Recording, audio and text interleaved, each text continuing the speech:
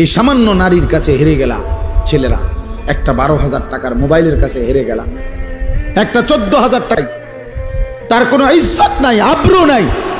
নর্তকীর আবার ইজ্জত কি, সম্মান কি?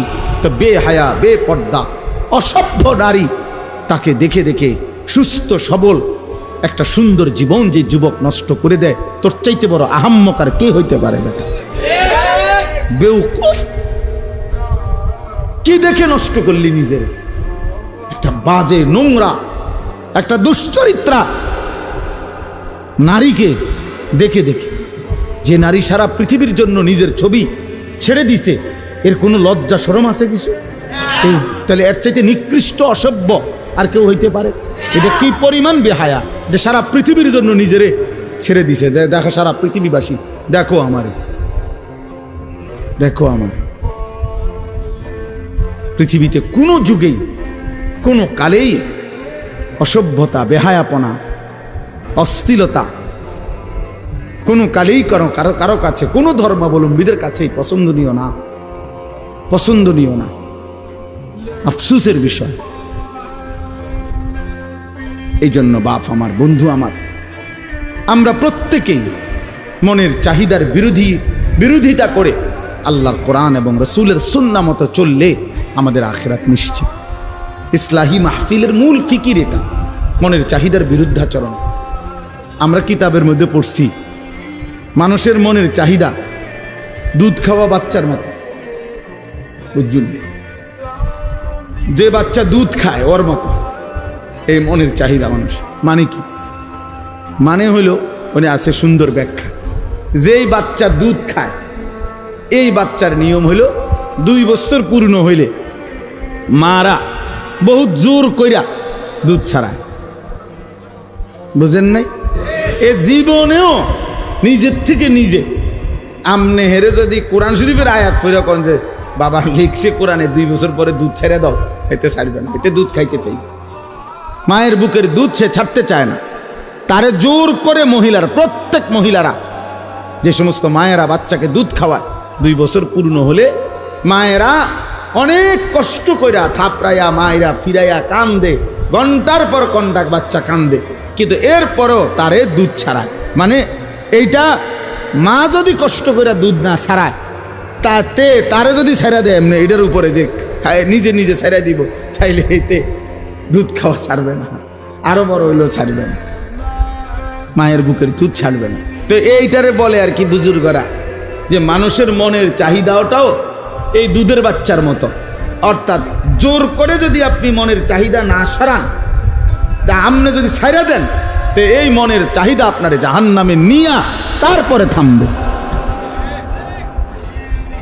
জাহান্নামে পৌঁছাইয়া সামনে নফস তোমারে জাহান্নামে পৌঁছাই দিবে। দোস্ত, একজন নারী দেখে তুমি থেমে যাবে না, না, এবার দেখতেই থাকবা, দেখতেই থাকবা, দেখতে।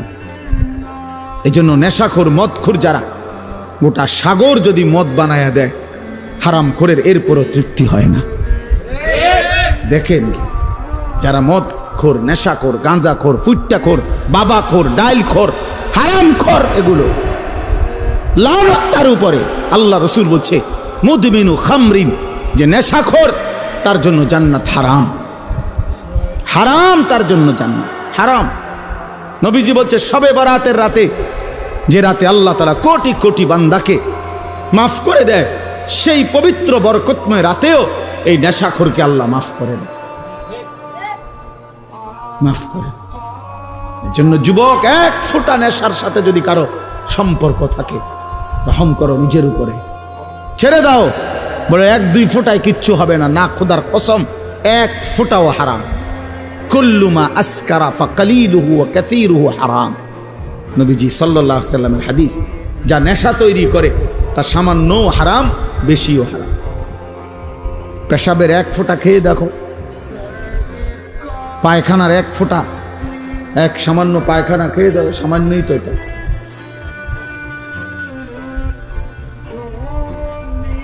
কোরআনুল কারীমের মধ্যে আল্লাহ তাআলা বলছেন নেশাখোর, স্পষ্টভাবে আল্লাহ তাআলা বলছেন এটা শয়তানের কাজ, মিন আমালিশ শয়তান। আর শয়তান তোমাদেরকে কি চায়?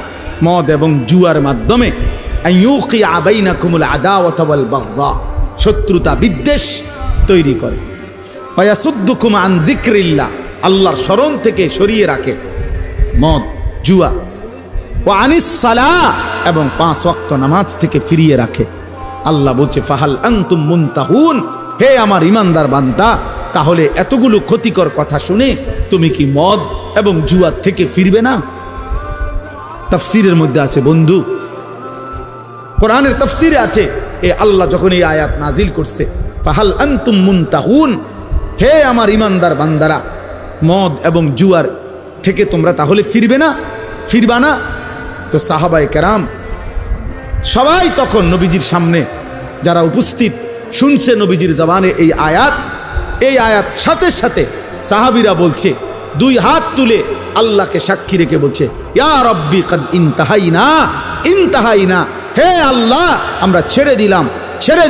এজন্য এখনো তোমরা সবাই বলো যে আল্লাহ আমরা ছেড়ে দিলাম। বলেন, হাত উঠান, বলেন আমরা আল্লাহ ছেড়ে দিলাম। আল্লাহ তৌফিক দান করে। অর্থ হইল আমরা সবাই নেশা করি, আমি এটা বলি নাই। বুঝানোর উদ্দেশ্য হইল যে আল্লাহর নাফরমানির থেকে আমরা বিরত থাকবো। একক ব্যক্তিকে তো দাঁড়া করানো লজ্জার বিষয়, এজন্য সবাই মিলে হাত তুলল। নির্দিষ্ট একদিন একজনকে চিহ্নিত করা, এটা তো তার জন্য আত্মমর্যাদার বিষয়। আল্লাহ বুঝার তৌফিক দান করে।